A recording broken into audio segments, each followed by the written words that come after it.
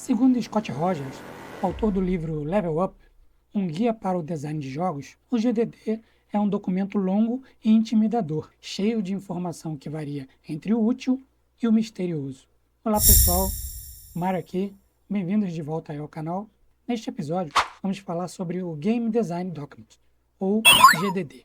Vamos ver o que é um GDD e como ele pode ser muito útil para os seus projetos.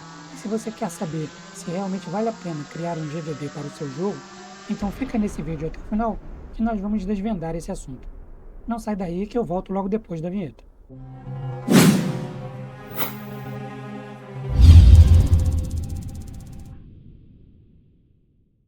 Bom, no episódio anterior, eu falei que já estava na hora de começar a botar a mão na massa e de começar a prática, né? Mas isso não vai acontecer ainda nesse vídeo. Isso porque o GDD é um assunto que não pode passar em branco. Essa é uma matéria básica para o desenvolvimento de jogos e eu queria compartilhar com vocês o documento que eu fiz para o projeto dessa temporada. Ele é bem simples, mas serve de base para projetos maiores e vocês vão poder utilizá-los como base aí para criar os seus próprios documentos. Então vamos para o conteúdo. Classicamente falando, o GDD é um documento vivo que evolui junto com o desenvolvimento do jogo. Ele abrange todos os aspectos do design do jogo e serve como um guia para os membros da equipe, se tiver uma equipe. No caso, se for você um desenvolvedor solo, ele vai servir como um guia para balizar o escopo do seu projeto.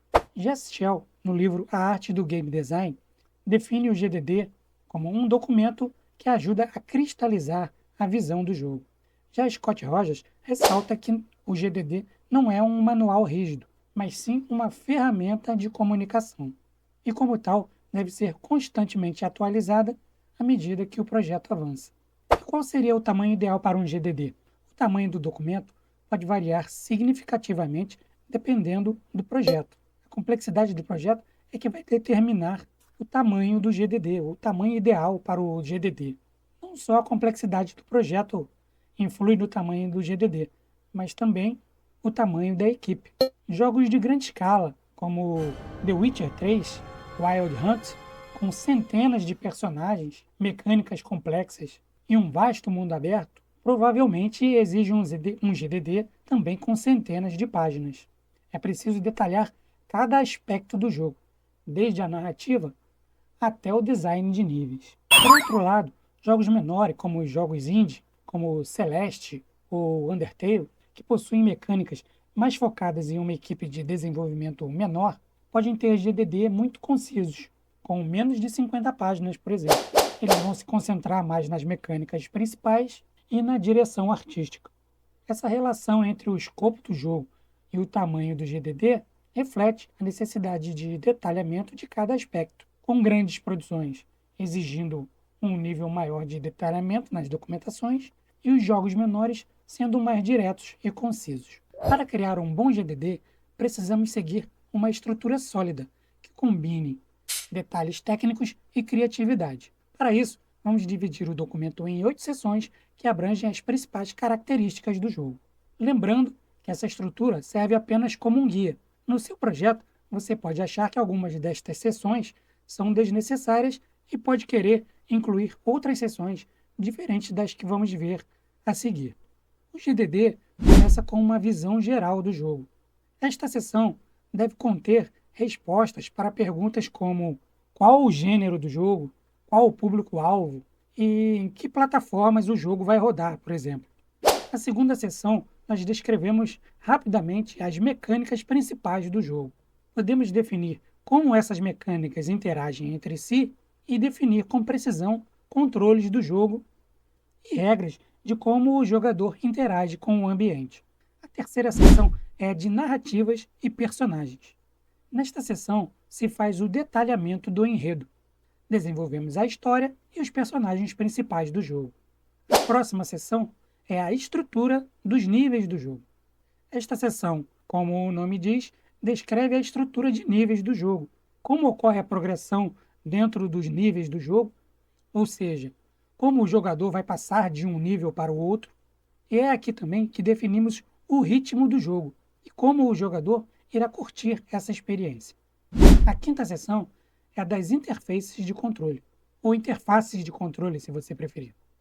Esta seção se destina a detalhar a interface com o usuário, quais os botões, os menus, como ele vai interagir com esses botões, se vai ser através do mouse, se vai ser através de touch, dependendo, né, da plataforma para a qual o jogo está sendo desenhado, e também qual a progressão de menus aí, de um menu para o outro. Na seção 6, vamos falar de arte e estilo visual. Esta seção define a direção artística. Aqui definimos no estilo visual do jogo, por exemplo, se é um jogo 2D ou 3D, definimos também a paleta de cores, o design de personagens e tudo que ajuda a criar um impacto visual para o jogador. Já na seção 7, descrevemos os sons e músicas que vão compor o ambiente do jogo. Descrever o design sonoro é importante para criar imersão. Além disso, o ambiente pode mudar totalmente dependendo da música tema que você vai escolher para o seu jogo. A última seção é utilizada para tabelas de referência do jogo e para um cronograma. As tabelas de referência vão guardar dados, por exemplo, na velocidade do jogador, a velocidade dos inimigos, qual a força do pulo do jogador e outros valores numéricos importantes para definir aí o progresso do jogo. Por exemplo, tempo de ataque, tempo de resposta, duração de animações e etc. Essa tabela ajuda a ter um padrão claro para que você possa balancear o jogo, fazendo pequenos ajustes e controlando esses ajustes nessa tabela para ir melhorando a experiência do jogador aos poucos. E já o cronograma também pode ser colocado aí no GDD para dar uma ideia inicial de quando começar e quando terminar o projeto. Estabelecer prazos é importante para que o projeto realmente chegue ao seu final e você não fique incluindo mais e mais coisas no projeto e o projeto nunca termine. Então, sempre é bom estabelecer um prazo final para o projeto. Falando para você que chegou até este ponto no vídeo e ainda não é inscrito no canal, se este resumão de GDD que eu fiz até aqui te ajudou de alguma forma, então se inscreve aí no canal e deixe o seu like. Comenta aqui embaixo, gostei. Não custa nada para você, mas me ajuda bastante aqui no canal. E tem mais. No final do vídeo, vou deixar um brinde aí para todo mundo aqui que está assistindo e eu acho que vocês vão gostar.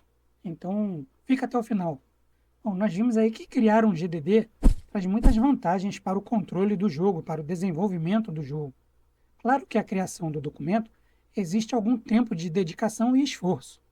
Por isso, especialmente os jogadores indie devem ter em mente que o GDD deve ser um documento flexível. É claro, é importante você determinar o início e o final do projeto, o escopo do projeto, para que o projeto chegue realmente ao final. Mas o documento em si pode ser trabalhado aos poucos e melhorado aos poucos para que você chegue num resultado final de um documento que realmente seja importante para o desenvolvimento do jogo e para quem utiliza o documento principalmente. E batendo nessa tecla novamente aí mais uma vez, nos meus projetos, por exemplo, eu gosto de usar o GDD para manter realmente o escopo do jogo. Então eu faço um rascunho do jogo todo através do GDD, tendo um início, um meio e um fim, e a partir daí eu começo a criar o protótipo do jogo. Dessa forma, dá para meio que controlar aí o grande dilema dos desenvolvedores de jogos, que é você achar que o jogo nunca está pronto, ou nunca está bom, ou que sempre falta alguma coisinha a mais para você terminar o jogo e para poder lançar o jogo para que as pessoas gostem. A gente tem que ter sempre em mente uma coisa importante. No final das contas, quem vai dizer se o jogo é bom ou é ruim é o público. Então, se você nunca lançar o jogo, você nunca vai saber. Então, para de ficar inventando coisas, de ficar aumentando o jogo, ficar criando mais uma coisa ou outra. Faz um GDD básico, cria o jogo do começo até o final e lança. Então, realmente vale a pena criar um GDD para o jogo? No meu caso, eu acho sempre útil. Como eu falei, eu utilizo muito o GDD para controlar o escopo do jogo. Mas isso vai depender de projeto para projeto, de pessoa para pessoa. Mas é sempre aconselhável criar pelo menos um rascunho de documento que você possa seguir para que você não se perca no desenvolvimento do seu jogo. E como eu prometi, eu vou deixar para vocês aí um bônus, que é o GDD do protótipo do jogo que está sendo desenvolvido aqui nessa temporada. O link eu vou deixar aqui embaixo na descrição e já está lá no site também, no módulo 8 do curso. Quem quiser pode dar uma olhadinha lá no site, no módulo 8, e lá logo de cara já vai ter o link para baixar o arquivo lá, o PDF do GDD. E quem quiser, tem outra novidade. Quem não viu ainda a publicação que eu já fiz anterior, o post que eu já fiz aqui antes do vídeo, o jogo em si, o protótipo, já está disponível para quem quiser jogar lá no itch.io. Então eu vou deixar o link também na descrição e lá no site vocês também vão encontrar o link para o nosso site lá no itch.io para poder jogar o protótipo. E lembrando que tudo isso aí é totalmente grátis, ninguém vai pagar nada para baixar o GDD e nem para jogar o jogo lá no itch.io. Então, gente, um abraço, até a próxima. E não se esqueça de se inscrever e deixar o seu like. E até o próximo vídeo.